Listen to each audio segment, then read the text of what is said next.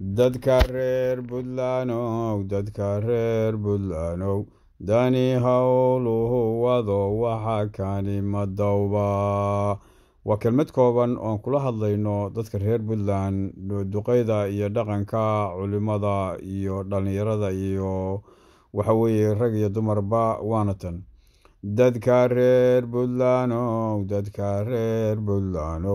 duqeyda iyo dhaqankiyo culimada ducayse diinta noo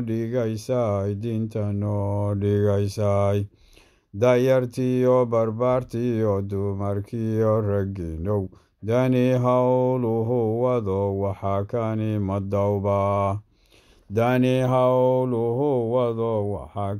madawba madan reer Puntland ba mise waa dulayniyo dulmi iyo xadgudub kale uu uladan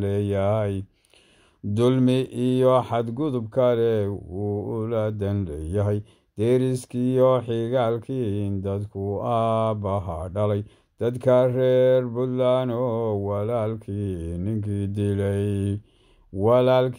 ninkii dilay derejana ku rabasaas ma idin doctoriyo diriciyo halyeyba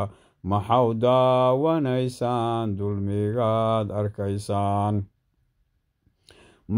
daawanaysaan dulmigaad arkaysaan marka aniga lay dilo dadka kii cid ii xigay ii diido nolosho dabin culus la ii dhigo marka aniga lay dilo dadka kii cid ii xigay ii diido nolosho dabin culus la ii dhigo miyaad iga dambayno duulyo waxaad heli dooda jawaabtee diiwaanka geliyo idinkoon la daahayn degdegiigu soo celi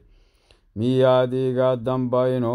duulyo waxaad heli dooda jawaabteed idinkoon la daahayn dooda jawaabteed diiwaanka geliyo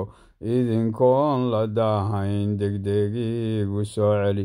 idinkoon la daahayn degdegiigu soo celi